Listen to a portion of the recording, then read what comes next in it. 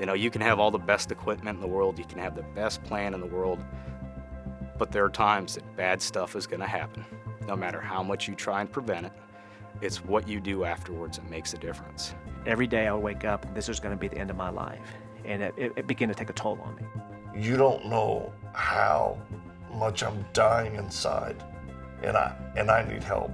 When I said I'm having these problems, I was in a, I had a top secret clearance. I was in a very compartmentalized program. I was removed from that because of this. I hate to admit it, because sometimes it makes me feel like a less of a man.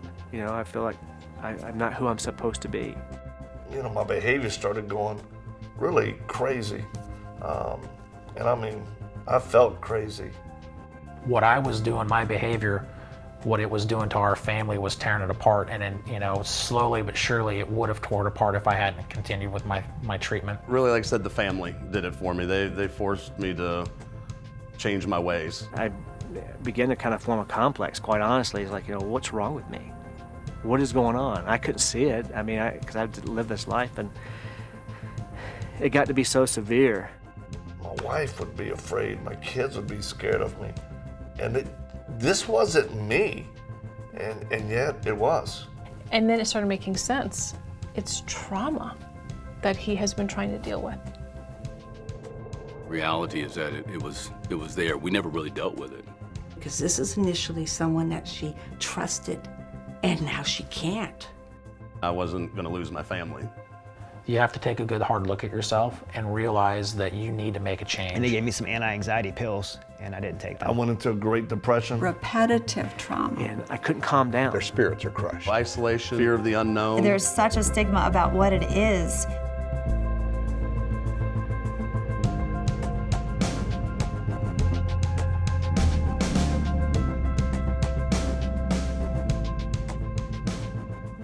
Over the past 2 decades, I've dedicated my life to helping those who've suffered from trauma and the effects of it.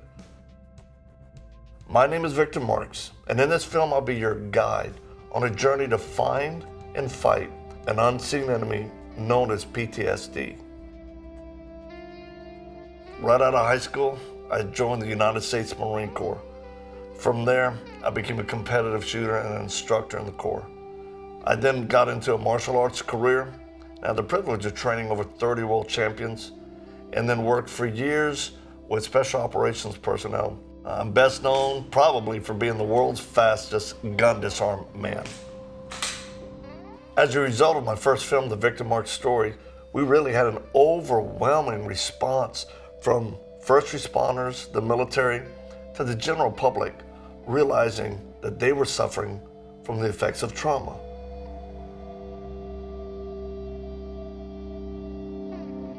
Worldwide, they've conducted studies that have determined that probably 80% of the world's population has experienced a traumatic event that is significant enough to give them post-traumatic stress disorder. Not everybody develops PTSD as a result of this, but that's the kind of stress and trauma that exists worldwide. When I think of PTSD, I think of people who get triggered easily.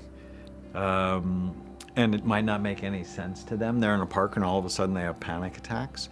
And when we take them back to the first time, were traumatized. Perhaps it was in a park and they just didn't remember it. Triggers are those fragmented pieces of information that are stored as sensory, smells, sights, sounds that were going on during the traumatic event that were not processed and filed completely.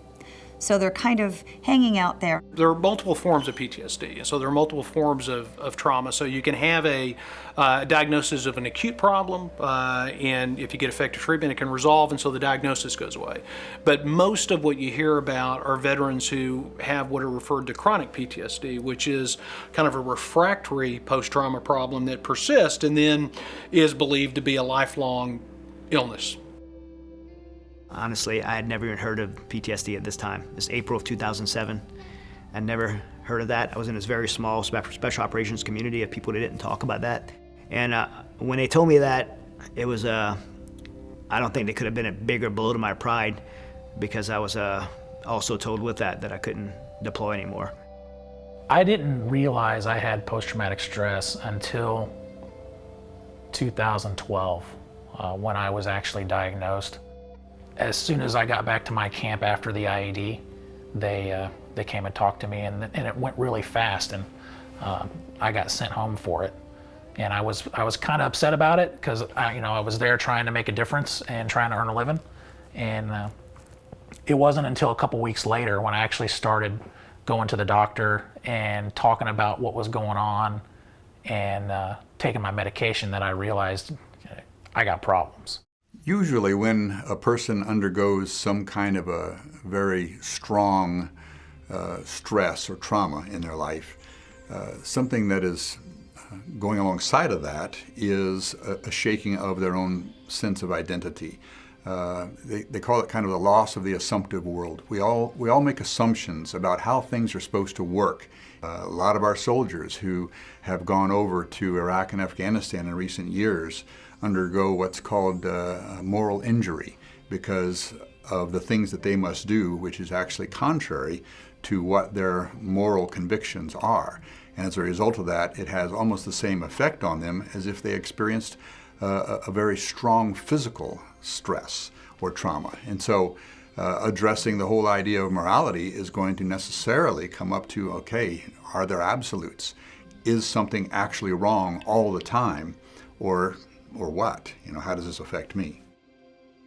My father didn't claim me as his kid. My mother would marry 6 times. I went to 14 schools, 17 different houses. But what really took a toll on me, I guess, was the child abuse. When you're raised in an unstable environment, bad things happen to good kids. And unfortunately for me, I suffered abuse at the hands of multiple folks, but there was torture involved.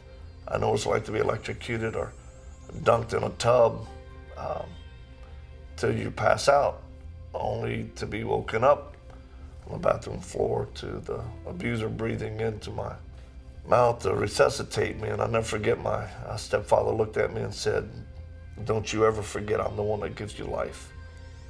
For me, my life was perfect as an adult because I'd managed the trauma and compartmentalized it really well until, as a professional martial artist, I tore my hamstring off my hip.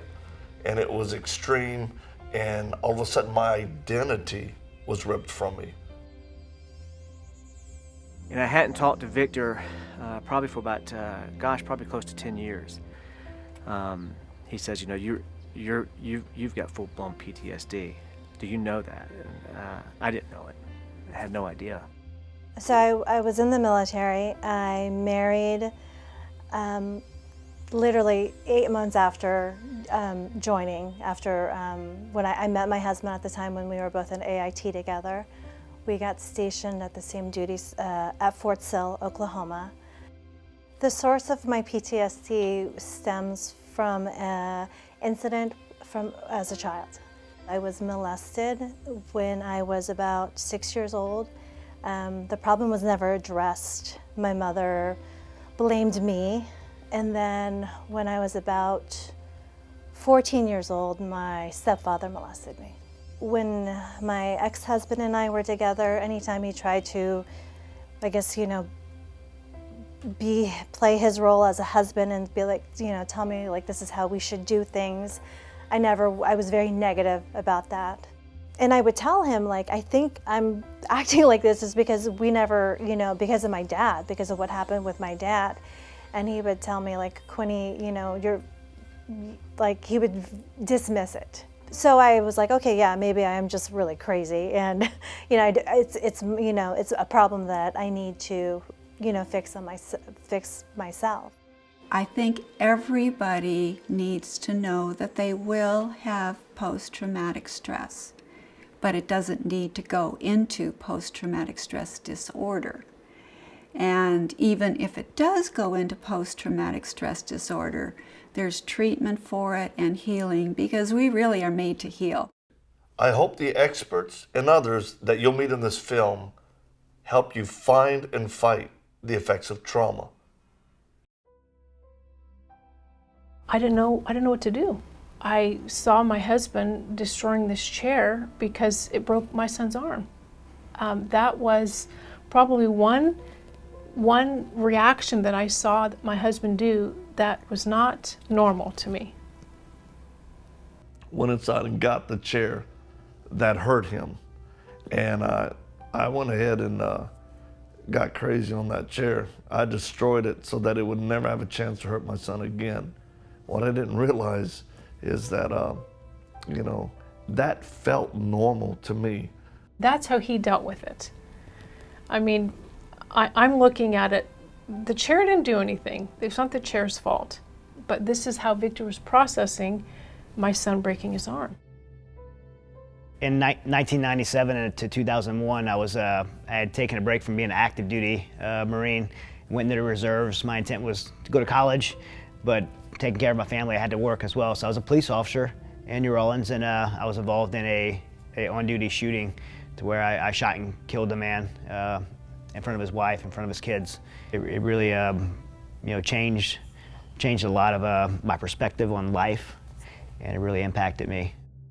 And I didn't really talk about it much, and I kind of became very bitter towards the police department, the DA's office for this whole grand jury that I went through, and I think I started becoming a very kind of intense, I wouldn't say angry, but just very intense person. At my job, very hypervigilant. At my job, always worried that incident, because it happened so fast and escalated so quickly, that would happen again. And you know, probably, looking backwards, I probably shouldn't have went back to duty that fast and been a police officer at that moment in my life. Really, because of this physical trauma that was traumatic to me as an adult, it really triggered things from my past. I went into a Great Depression. I got put on medication, and my life became upside down. Many doctor visits, tons of medication, and actually, when it was all said and done, they really missed what was truly happening to me. They said I was bipolar. So a friend gave Victor some Zoloft because he noticed he was very depressed. And actually the Zoloft, I think, backfired because it put him in a mania, and it was causing problems with our marriage because he became not abusive, but he, for instance, wrote with a permanent marker on the wall a message to me that was not nice. And he put a dagger in the wall. And at that time, we both knew I needed to leave with the kids because he even said it, he doesn't feel safe. So I think this was the beginning of his vault opening up, of everything that was going on in his soul that I really never knew about. This was the beginning of it. My personal experience with PTSD was actually prior to Iraq as well. Most police officers, I think the average I last heard was 82% of active law enforcement officers suffer some form of PTSD. So I had a little bit of coping skills with it, but not enough. And then my return from Iraq, my personal experience with that was a lot of isolation, a little bit of fear of going out and being around people, things of that nature. I wasn't social anymore. I stayed to myself in the house and didn't seek treatment as far as medication or anything of that nature, and kind of self-medicated myself, thinking that I was okay and trying to, I say, play the game, make everybody happy, make my appearances, and as soon as I could escape and get away, I was back to my house behind my locked door, sleeping on my couch. I mean, I had a bedroom and everything else, but I slept on my couch near the window so that I could always look out, and if I heard a noise, I was right there.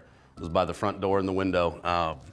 And that was for about a year. That was my life, is just isolation, hiding, not being out, not being productive, things of that nature. I would basically shut down. I felt like that little girl, 14. I would get not numb, but a weird feeling in my stomach. And then just that anger just started building and building. And the anger turned into vocalizing, bad words, throwing things.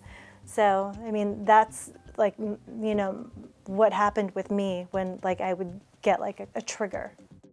I began to kind of form a complex, quite honestly. It's like, what's wrong with me? What is going on? I couldn't see it. I mean, because I lived this life, and it got to be so severe, because I was very selfish, very into me, and everything had to be done my way. And the really biggest issue is I had such a sense of urgency. I felt like I was going to die every day, because all those mortar rounds that I've time and time again, that on different fobs and different bases, it just takes a toll on your life. Losing a couple buddies, it just takes a toll, and you just don't know. And I would wake up in the middle of the night with anxiety, and I couldn't calm down. My wife would try to calm me down, and I could not calm down. And that stayed with me from like 3 o'clock in the morning, from bad dreams, to 10 o'clock, 12 o'clock in the daytime. And literally, I was a dead man walking. I literally thought I was going to die every day. The first and most obvious to people is panic and anxiety, and a feeling of being overwhelmed by the feelings, by the pictures that come to their mind, and it's usually very intrusive. It's not a one-time thing. It happens in their dreams, nightmares actually, so it keeps them awake. It happens in neutral situations where unexpectedly something will trigger this panic. Certainly the need for control, and that results often in avoiding any situation that they feel might be threatening to them, and many of those situations aren't threatening, but it feels threatening to them, and so their world gets smaller and smaller. Sleep disturbance is probably the most significant. So when somebody's having a sleep problem, it's usually a sign. It can be a sign of many different things, but sleep difficulty is a part of that. Intrusive thoughts and images. So the idea of intrusion is important. The notion that you don't want to think about something, and even when you try not to, it still intrudes in your day-to-day life. Difficulty in terms of anger and kind of sharp emotional shifts, so shifts in your mood from doing okay to very quickly being angry and upset. Some behavioral control problems. Loss of behavioral control is a significant part of that. Agitation is a significant part of that. But there's also a piece of it that's very noticeable, even when somebody looks under control, is the idea of an inability to focus and concentrate. So oftentimes people just kind of drift in and out of a conversation, and you can see it with somebody who's really struggling with PTSD. Really, it changed for me to go back full-time in the military after 9/11. When those planes flew into the World Trade Center buildings, being a Marine Corps reservist, being a Force Recon Marine, and having that training, I knew my life was going to be different. I knew I was going to deploy. I wanted to deploy, and did everything in my power to get on a deployment. And I got to deploy in a very rapid rotation. I did 8 deployments. Short deployments, but 8 deployments over a 4-year period. And the nature of those deployments and the type of work that we did was very intense. And the intensity of that really took a toll on me. I wouldn't say there was one incident that I could say this one traumatic incident happened, and because of this incident, I had PTSD. It was just a series of a gradual progression of this intensity to do this job, this hatred towards who I learned the Taliban to be, not just people who did what they did in 9/11, but what they had done to the Afghan people, and my compassion towards those people, learning what these people I thought were monsters did to these women and children, from interacting with the local nationals and learning about the history of them. I just became hateful, very intense in my job, and just very driven. And that intensity from being in Afghanistan and then 24 hours later being home, it started to affect my home life. And I'd say my home wasn't a very happy place for my kids, or a safe place for my kids and wife to be. I was very intense. And eventually that anger started turning into anxiety. And that's when I first time in my life felt these physiological symptoms take over me. And I had never experienced that before. If anyone would have told me before that moment that they were having these symptoms, I would have thought they were weak. So when it started happening to me, I felt very shameful. Like, I thought, this can't be happening to me. Like, my arms would go numb. That's really was the first symptom I could remember was my arms going numb. And then my cheeks would go numb, and then I'd feel like my throat was swelling shut. And I knew in the back of my mind that this was some sort of anxiety, but I didn't want to admit it. My pride wouldn't let me admit it. I started thinking like, well, I flew through Beijing, China, and they sprayed for this bird flu spray, so maybe it was some allergic reaction to the chemical in the plane. And then I was living in this little village that were eating, these people ate apricot seeds, and so I researched and found out that that apricot seeds are poisonous to people, but this village had been eating them for thousands of years, so they were accustomed to it, and their bodies were immune to the toxic effects of it. So I was like, it has to be that, but it couldn't possibly be because I was having this weakness, and that's how I viewed it. And so I didn't tell anyone. I tried to again push it down and deal with it myself. I came home for one trip. It was just a short trip, and I told my wife, I'm having these things going on, and she took me to a civilian doctor. And they gave me some anti-anxiety pills, and I didn't take them. I didn't even take them with me. And there was a moment in my last trip overseas where I didn't recall a 2-week period in time. I didn't black out, like I just couldn't remember it. And the anxiety had gotten so bad that I just had this lapse of time. And I remember parts now, but obviously it was a very serious situation. And I was brought home, and I seen a doctor, and the doctor told me that I was diagnosed with PTSD. Victor starts going into juvenile halls and trying to reach these kids. And he starts hearing their stories of childhood abuse, and he starts getting triggered. He actually starts having nightmares, and he starts having this behavior again. And this time, he describes it as he's trying to push a beach ball down. All these feelings and emotions that are trying to come up, he's trying to push it down. And this was when, again, now we have teenagers. And his behavior towards our teenagers is scaring me. Triggers are those fragmented pieces of information that are stored as sensory. Smells, sights, sounds that were going on during the traumatic event that were not processed and filed completely. So they're kind of hanging out there. And remember, those smells, sights, and sounds are stored as sensory memory. So all of a sudden, you're in a situation and you get a whiff of a similar smell that was present during your traumatic event, and what the memory you have of it is a sensory arousal. So that smell is only attached to the physiological arousal from the first time. So everybody can relate to the fact of if you're standing in a neighborhood and all of a sudden a child runs out in front of a car, we all clench. We all clench, and we're going to try to sustain life or survival. We're going to either extinguish the threat, stop the car, or flight, grab the child out of the way. One or the other, fight or flight. When you're in your sympathetic dominance, you only have 2 choices, fight or flight. Sustain life or get away from it, or extinguish the threat. So when you do that, think about that. You clench, you go to grab the child. There could be a Dunkin' Donuts box off to the left. Somebody could be yelling something over your right shoulder. There could be another car going down the road with a song blasting. And then there's the smell of burning brakes, right? But your brain can't pay attention to those little details, label them and file them, label them and file them. So, because you're focused, you're tunnel vision on survival. So what happens later on, those are stored as sensory memory. So later on, Sunday afternoon, you're sitting at home with your family, and somebody puts a Dunkin' Donuts box on the table. Hey, picked up some donuts for us. And all of a sudden, you become agitated. You become antsy, you become angry, and you just kind of want to get out of there, and you're not really even sure why. It's because that sight, it was in your peripheral vision, was stored when you're in your sympathetic dominance. That becomes a trigger. The smell of those brakes can be a trigger. Any of those things. The song, you could be walking through the mall or driving down the road, everything's fine in a relaxed environment, and that song comes on. Well, that got stored in sensory memory attached to the physiological arousal of the trauma. So those are triggers. So as you can see, until you reprocess a traumatic event and have all of those little pieces put into place, those little pieces are your triggers.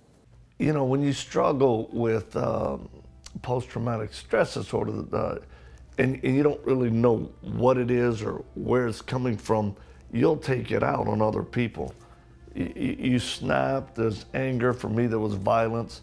And it even went against my own conscience, which made me despise myself and who I'd become. And unfortunately, I took out a lot on my wife. I'm glad she never gave up on me. You know, during the 10 years of, part of that was medicine, part of it wasn't, I didn't have a lot of people to talk to, so I didn't. And we had 3 children, we had a business, and I was homeschooling. So I didn't really have a luxury to kind of share what's happening. I think I just did it. I just lived our life the best that we could. There's so many different levels because when you're impacted by secondary trauma, it hits you physically, hits you psychologically, touches your life emotionally. Sometimes it impacts your relationships with other people, and it can also impact you spiritually. So the secondary trauma issues, when a wife can recognize how it's impacting her and her children, their first priority needs to be safety. Domestic violence has increases with PTSD. We talked about divorce rates going up because a lot of times it's a situation at home, it's too much tension, they're not working through their issues. The sooner you get help, the better off you're gonna be. Because if the symptoms don't be addressed, if you're not dealing with those things, that person's PTSD issues can actually impact the family with secondary trauma issues. It's like PTSD, if you think of it as a virus, it's contagious. And it can impact the whole family unit and even the extended family and close friends. It was PTSD. I know I was looking at it. I just thought the man was crazy. But yeah, I lived it. I watched it. I mean, I haven't been to combat or anything, but I lived with, secondary, if you will, PTSD, because I never really felt accepted in some ways from my father, and so, yeah, I think the insecurity that it brought into my life, some real problems with anger and hatred. And now looking back as an older guy now, that's exactly what my father was going through when he came back from Vietnam. And of course, they didn't call it PTSD then. It's kind of like the World War II generation. You get back from war, you go get a job, and you forget all about it, I think like a lot of families probably, you put those things away. You don't deal with them. You compartmentalize them. And, and that's what I had to do. I mean, how do you go out and play basketball or football or sports? And with that having happened just hours before, and we just hoped it all would just go away. Like you could kind of wish it away, but the reality is that it was there. We never really dealt with it. When your husband is diagnosed with post-traumatic stress disorder, you don't really know what that is. You don't know what to expect. Usually at the most heated times, the kids would see everything. The kids saw so many things that children shouldn't see. I thought it was me. I thought something was wrong with me. I didn't know that it was really something that he was struggling. I thought that my marriage was falling apart because I wasn't being the kind of wife he wanted me to be. I wasn't pretty enough. I wasn't skinny enough. I wasn't fun enough. I'm too old now. I thought it was all me. So even when he would rage out at me, I thought that was just how it's supposed to be. It's just, that's normal. And I thought it was my fault. I thought maybe in some kind of way I deserved that.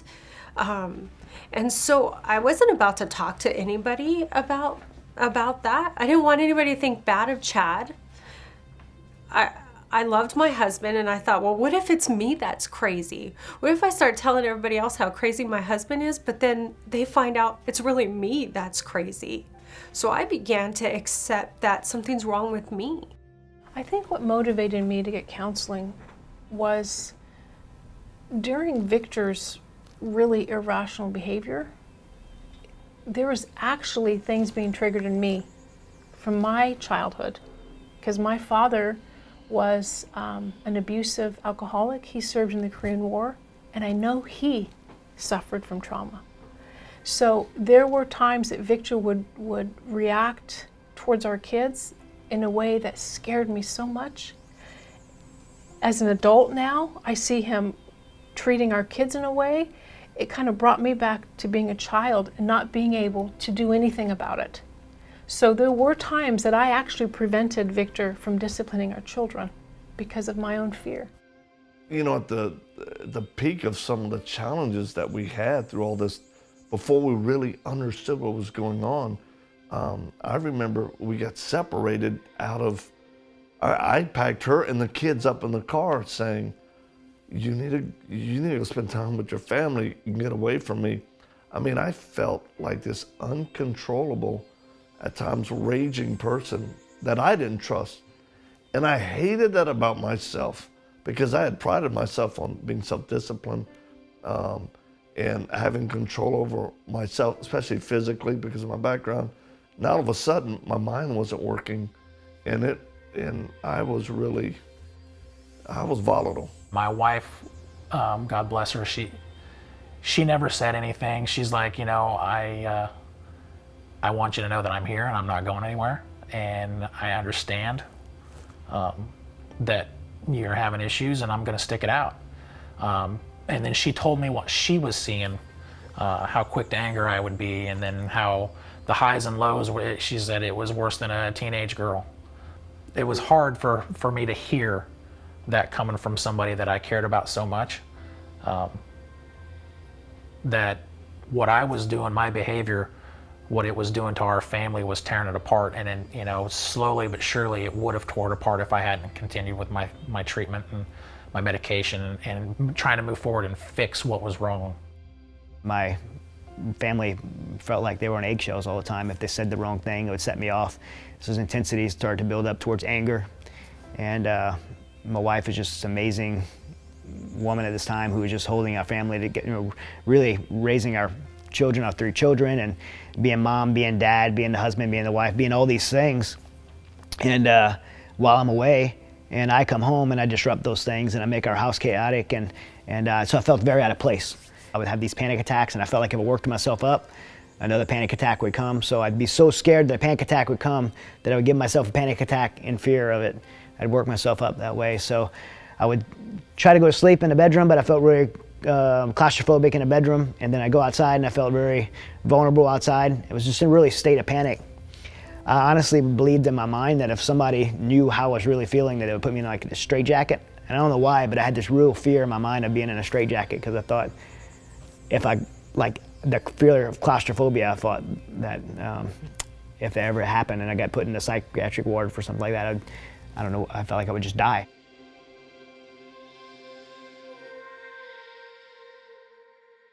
Finding the right counselor and doctor or team to help you is critical. One, you got to find somebody you can trust, who's experienced in what I call being a soul surgeon, understanding the effects of trauma on the brain.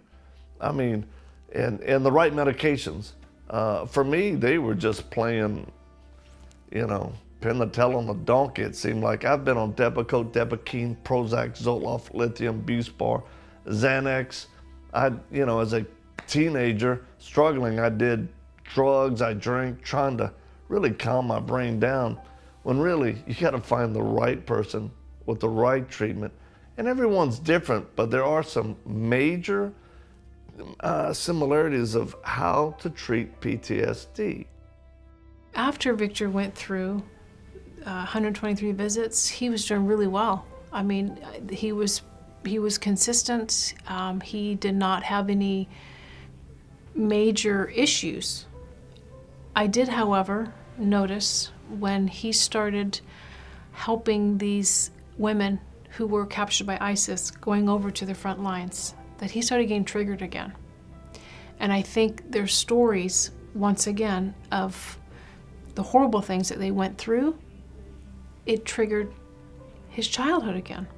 Harvard did a study that some of the most acute levels of combat vets coming back that had acute levels of PTSD was actually related to their childhood.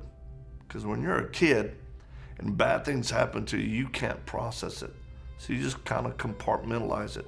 And then later in life, when something tragic happens and your vault is cracked and things start coming out, that's when you start to present behaviors and challenges and issues as an adult.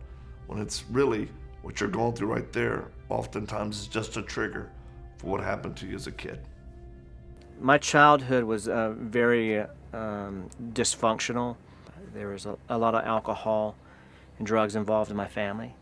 My father would get drunk, and he would be abusive, mainly to my mother, physically, and the kids as well.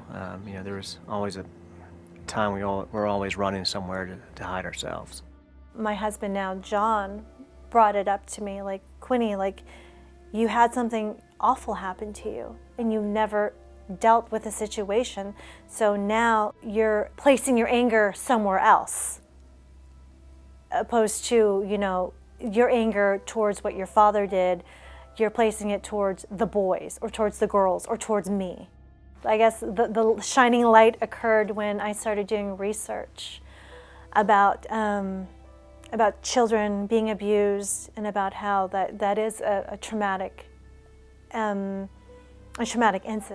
And a lot of times people with abused backgrounds do suffer like a post-traumatic stress. In the work we do at Mighty Oaks, we get so many combat vets that are coming out of program and they're been diagnosed with PTSD, and we have a very unique process of being able to get individuals to be very transparent about their struggles and experiences. And it's really amazed me to see how many of these guys, when they have the opportunity to talk about their PTSD and their combat experiences, their story really starts from their childhood and the hardships they faced in childhood. And it's been very eye-opening to me, something I wouldn't have expected to see. One of the greatest moments in my life with dealing all this craziness is when the right doctor looked at me and said, "You're not bipolar, you have PTSD." And believe me, that made the biggest difference in my life, identifying this unseen enemy. He came in for counseling initially because of some family issues, but it became very clear that he had severe post-traumatic stress disorder and was suffering incredibly with the whole range of symptoms. He has severe repetitive trauma. And anyone who has repetitive trauma has a much more difficult time working through it. But he persisted until he did, and has done an amazing job at healing and becoming free of an unthinkable childhood. My experience, so many people who have PTSD, given the right help in a biological, psychological, social, spiritual way, can get dramatically better. Now, normal's a whole nother deal. I tell my patients normal is really nothing more than a setting on a dryer or a city in Illinois. I actually once gave a lecture in Normal, Illinois. It was pretty cool, right? I went to the Normal grocery store, was interviewed on the Normal radio station. I was finally able to meet normal women. And there are just so few people that are really normal. It's the big myth. According to the National Institute of Mental Health, 51% of the U.S. population, 51% of the U.S. population will suffer from a mental health issue at some point in their lives. Depression, anxiety disorders, ADD, PTSD, addictions are the most common. The big myth is I'm suffering, therefore I'm crazy. And I'm like, no, you're normal. But who wants to be normal? I want to be optimal. So how can I be optimal as I get the stuff in my life that's not right treated? If you don't look at the brain of somebody who has PTSD, you may be missing things that are incredibly important. Like you may miss, so a lot of people who have PTSD, they were raised in alcoholic families with unpredictable, aggressive parents. And so seeing that emotionally traumatizes you, but in fact, you may miss the time they took the child and threw them against the wall. So not only do they have PTSD, they also have a traumatic brain injury that goes completely unrecognized, and the treatments we do for PTSD don't really address that. And then they're like, well, I'm going for therapy, it's not working. Tried pills, tried counseling, tried recreational activities, all these things that would, you know, a lot of people would point to as ways to get help. And none of those things worked for me. It actually took me hitting a deeper rock bottom to realize that I needed to really get help. And I ended up stepping out of our marriage into an affair with another woman, and I didn't care. I was very reckless and self-destructive, and didn't have any feeling towards, you know, how it made my family feel or my wife feel. I had reached a very reckless point in my life. And we sold our home, moved into separate apartments.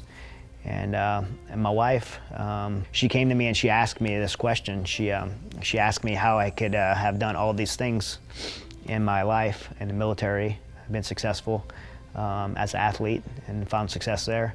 And how could I have done all these things when it came to our family? I quit.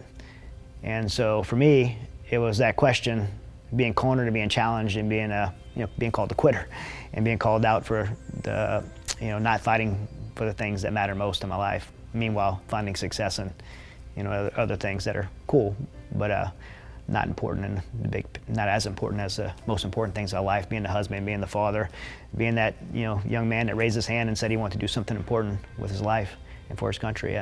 I'd given up on all those things. And so the realization of that drove me to the point to realize that I need to make a decision to get well. Education is the most important thing that we have right now, because there's such a stigma about PTSD. There's such a stigma about what it is, and it's really an information storage issue. It causes mental health problems, it causes mental health symptoms, but you don't get PTSD because you're mentally ill or broken or wrong action or anything like that. You get PTSD because you're a human being, and the ways that our bodies respond to threat cause it to be stored differently. And educating people that you get PTSD because you're a human being and because of a natural physiological response to threat that just causes that to be stored differently is essential to get rid of this stigma so that people aren't afraid to get the help that they need and admit I'm having a problem. And I like to say when I present to military audiences, okay, so where's the shame in saying I was taking care of business? I'm here today. I survived, even if it isn't military. I'm here today because I went into fight or flight, but I have a half-baked memory, a half-processed memory. Now that that's over, can we please go back and clean this up so that I don't keep tripping over it, so to speak. So where's the shame in saying the information isn't stored completely. I need to process it the rest of the way. There's nothing crazy about that. There's nothing broken about that. The healing process or treatment is different. Some PTSD is acute. I would be put in that category, where some is not so much. It can be minor. And really, 1 visit, 2, 3, 4, couple of weeks, you really could actually have enough healing and effectiveness in that course of treatment that boom, you're done. It really has made a difference. The log jam's been undone. For other people who maybe have more of acute, like in my case because of torture and other things, you gotta give yourself time. Don't give up on the process.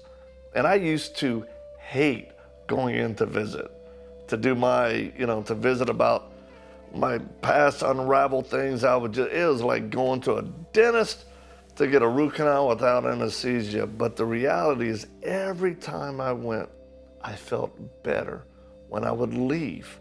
And it didn't always last, but I would go, oh my gosh, is this what it's like to breathe? You could almost say I felt like I was so far under the water. Every treatment, I would come up a little bit more. I could see the light. I'd be coming up and the pressure against me would start to dissipate.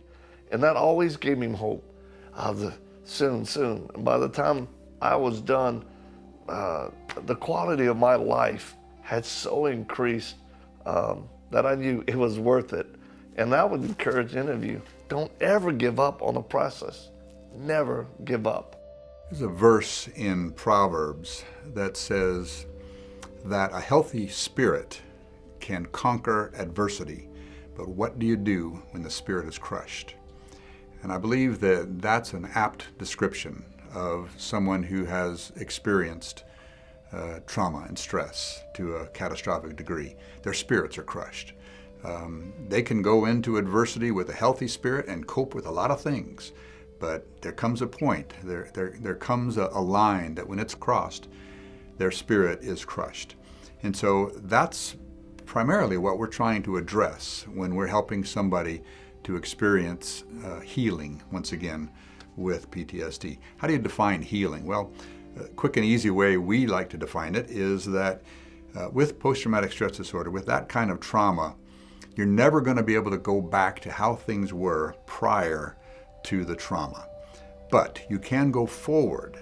You can draw strength from that traumatic experience and you can move forward. You can come to the place where, you know, I'm now driving the boat and the boat's not driving me.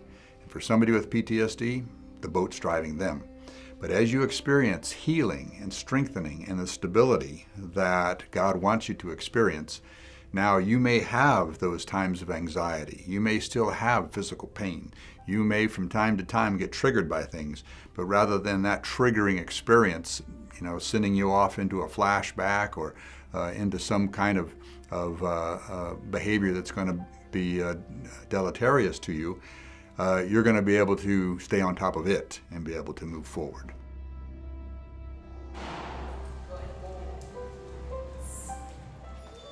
Before I came to Canines for Warriors, I wouldn't leave the house unless it was to go to a doctor's appointment most of the time. It's been scientifically proven if you pet a dog, you lower your heart rate and you lower your blood pressure. That's good for everybody. If you ease your anxiety by just simply putting your dog in a position where he can help you and maybe lean into you to let you know he's still there, or wag his tail to let you know somebody is coming up from behind you, or if you need to use him so that you can get up and down, if you need to help with some mobility, it takes pressure off of you. It takes the stress out of your day that you thought you were going to have. As far as the physical part, knowing the dog is there, touching the dog, having the dog lick you, come into your lap when you're having anxiety, all the physical pressure that a dog puts on you and touch, you know, that helps increase endorphins and things of that nature that would be produced by a medication. An animal can do it for you as well, as long as you let them. For me, like, I went through this, I thought I was the only one that was going through this, right? No one could be struggling like me. No one had the experience I had. No one's marriage could be as bad. No one could be at that point I was at when I wanted to take my life and you know, kill myself. And I realized that I wasn't the only one. There was 22 veterans a day taking their life because of a hopelessness that's found at the end of the road with PTSD. There was, you know, all these terrible statistics on divorce. I wasn't the only one, but I felt like I had found the cure. Like, I always try to explain it, and the only way I know how to explain it is like if I had stage 4 terminal cancer and was dying, and this guy Steve gave me the cure. Like, I felt like I had to share it with someone else. The challenge that Kathy gave me, the second chance I felt God gave me, and this mentorship that Steve gave me, I felt like it was the cure to PTSD, and I said, man, I got to share this with others. And so we started doing that. You know, I run the Mighty Oaks Warrior programs right now, and I didn't do it to start a foundation. I just did it to take the things that I had learned and the things that rescued me from this PTSD thing and pass it forward to the next guy. And it's been, you know, one of the not only greatest privileges to serve in that way in my life, but it's been a continued healing for me to escape my own struggle, to understand that there is a purpose for me moving forward beyond the trauma and the things that I've experienced. Learn about post-traumatic stress. Get educated on post-traumatic stress. Don't be like me where you just deal with it and think that's just how it has to be. It took time to change that and to trust and to know my husband's here for the long run. And so if we can help people to get into a group of individuals who are like-minded, who have experienced something similar to what they have experienced, but also include that sense of optimism, that's when they're going to move forward. If that optimism isn't there, then what you find is a bunch of guys that are really traumatized and in a sense broken, they're going to start winding downhill. But if you can introduce that optimism, that positive aspect in there, that sense of let's move forward together and let's help each other out. You know, I got your six, I'm your battle buddy, let's move forward. That's also when we see them actually experiencing healing. I've had a few buddies that have crossed that line, and every one of them I've noticed has kind of gone through a pattern of closing down communication and feeling the isolation. And it's unfortunate that, you know, one of the hardest things to do is kind of self-assess and to ask for help. That transitional period out of the military, you know, you go from living with guys, you know, just a couple of feet away for months at a time, to all of a sudden you're cut off. You know, who your best friend was that you were in the trenches with, knowing that this might be your last moment on earth, all of a sudden get pulled away and they live halfway across the U.S. To maintain that contact, though, to understand that suicide is not the answer. It really isn't. It will never be the answer. But we got to look out for each other, and we got to step up to the plate and self-assess and say, look, it's not a weakness to ask for help. We've got to do that on our own. It's a serious problem, and I hate to admit it, you know, because sometimes it makes me feel like a less of a man. You know, I feel like I'm not who I'm supposed to be, and I don't know if, you know, I don't know a whole lot of other people that deal with it.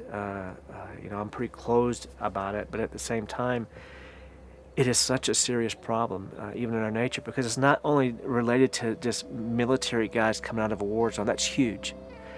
But, you know, you think about all these kids that are fatherless, that have been beaten, that are, you know, and even, you know, having issues with drugs and alcohol and so many other things in life. I mean, we live in desperate times where people are going through some very traumatic stages in their life. And I think one of the most healing things for me is just to talk about it with somebody. I don't like to at all. I mean, I hate even doing this interview, to be quite honest, because I want to run from it. But it identifies that there's a problem. And when you can identify that there's an issue, there's always a solution. And so if we can do things that will help them to restore that positive self-image, that sense that I can once again be a go-to guy, I can once again be a person that can accomplish things that are going to help others around me, that restores that sense of honor. And how do we do that? Well, the whole idea of service, you know, getting people involved in helping others. It takes their focus off of themselves onto other people, puts them in a very positive situation, and they wind up moving forward. Rather than being stuck in the present or in the past, they're starting to think about the future and how they can move forward and how they can help other people as well. I tell people, your behavior tells on you. And trying to hold down things that have happened to you, it's like pushing a beach ball into water and hoping it doesn't pop up. But the right wave, the right setting, it will pop up. And then people see it, and you know it, and that's what happened to me. The reality that I've seen over the years of working and helping people is that it's a tremendous improvement in the quality of your life for those who actually identify that they have trauma and seek help and treatment for it. I think the advice that I would give to a spouse who is struggling with seeing their loved one suffer, I think the first thing is to understand that they don't want to feel like this. This is not something that they enjoy. It is painful, but I think as a spouse, you hold a key in their healing. And whether or not you see it now, if you push in with them and do what you can. Use your influences. Love them. Let them know you're never going to leave them, but that you're going to be in this with them for the long haul. I think that's crucial for their healing. Whether it's with the help of a service dog or whether it's with the help of a mental health professional, a clergyman, whatever it is, you need to get out and you need to talk to people about it, because the more we isolate with it and the more we go around in our head with it, the worse we get with it. Healing is a journey. I mean, I would like to be healed 100% with no issues anymore. But the reality is, there's always going to be a little something. And depending on your life situation or what you do, you could get re-triggered even when you're feeling great. So if you're suffering from the effects of trauma, or you suspect someone you know is suffering from the effects of trauma, I encourage you to seek help. And we've really made some great opportunities for you to receive resources to help you through this journey. The enemy is no longer unseen. Now it's time to fight the battle.